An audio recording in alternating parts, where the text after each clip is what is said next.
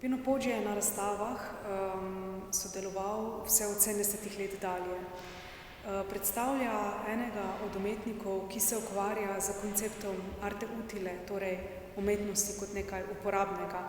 Seveda tukaj ne mislimo uporabnost v smislu, kot dostikrat razumemo obrt, ampak umetnost naj bi predvsem spreminjala razmišljanje in ideje ljudi. In na ta način se Poggi loteva tudi v bistvu svojih umetniških akcij.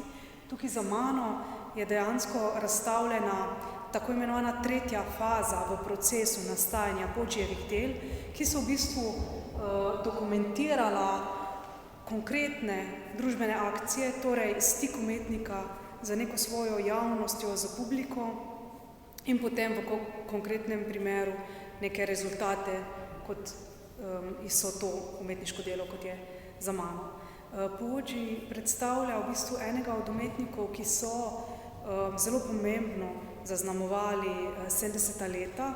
Sodeloval je tudi na Kaselski dokumenti in Koroška galerija danes hrani, bom rekla, zelo obsežen opus njegovih del, ki ga je podaril galeriji.